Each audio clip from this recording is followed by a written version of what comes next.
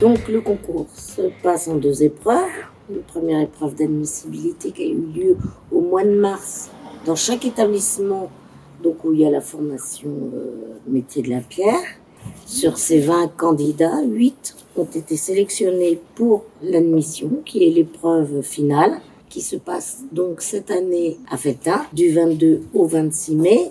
Et là, les candidats donc vont avoir 24 heures d'épreuve réparties sur la semaine pour tailler un bloc de pierre, alors ce qu'on appelle un bloc capable au départ, c'est-à-dire un parallépipède. Et suivant le sujet, ils doivent, donc au bout des 24 heures, réaliser, tailler la pierre en question. Voilà, là, toutes les feuilles et les différents schémas qu'ils peuvent avoir sur le sujet, ce sont les cotes.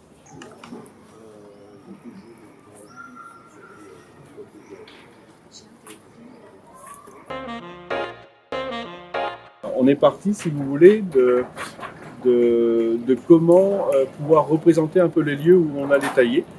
Donc ici, et avec mes collègues, on a essayé de trouver qu'est-ce qui pouvait rappeler un peu l'église. Et on est parti un peu sur la forme de la rosace, et c'est pour ça qu'on retrouve cette forme-là. Et après, ensemble, on a travaillé sur des moulures, sur ce genre de choses, pour que ça puisse rentrer dans les temps qui sont impartis. D'habitude, on fait des sujets qui partent sur plus des formes géométriques, avec moins de courbes, et qui donnent beaucoup plus de points de repère pour aller tailler la pierre, pour aller chercher les fonds. Et du coup, c'est un petit peu plus facile. Là, c'est un sujet qui n'est pas facile, parce qu'il y a très très peu de points droits, et donc de points de repère, de points sur lesquels on va s'appuyer. Donc on l'a fait vraiment en cours, mais c'est ce qui fait aussi son charme aussi. Et voilà, on a choisi de le faire tailler en pierre de Combrune, qui vient de Charente-Maritime.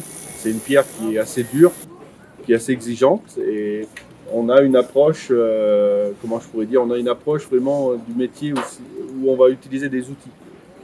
Contrairement à une pierre un peu plus tendre, où on va râper, on va griffer, voilà. Là, il faut vraiment prendre l'outil et tailler.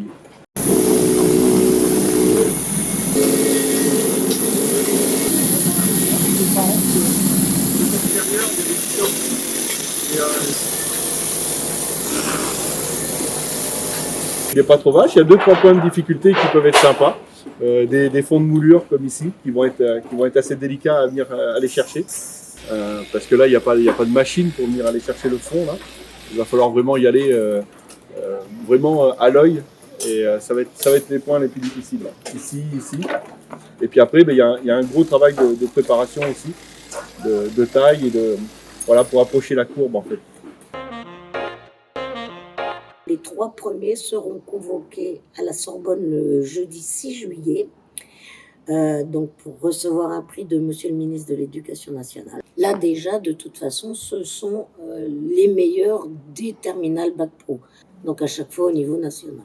Déjà d'avoir participé, d'avoir été sélectionné, c'est déjà une chose, et puis d'avoir un prix, concours comme ça, c'est comme avoir un prix au meilleur apprenti de France, des choses qui dans un CV sont importantes.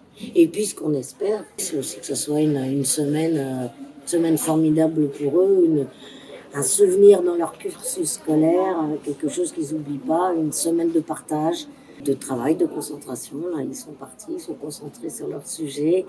Tout le monde met tout en action pour que ça se passe bien. Là, le lycée support, le LMB, a vraiment tout déployé pour que ça se passe au mieux. Le campus qui travaille avec nous, enfin, voilà. Pendant la première journée du concours, le campus du patrimoine bâti, de la restauration à l'éco-construction et le lycée des métiers du bâtiment de Felletin ont co-organisé une journée de découverte de la taille de pierre à destination des collégiens du département. Ils ont pu observer les candidats au travail et surtout s'essayer à la taille de pierre grâce à des ateliers animés par les enseignants et des élèves du LMB.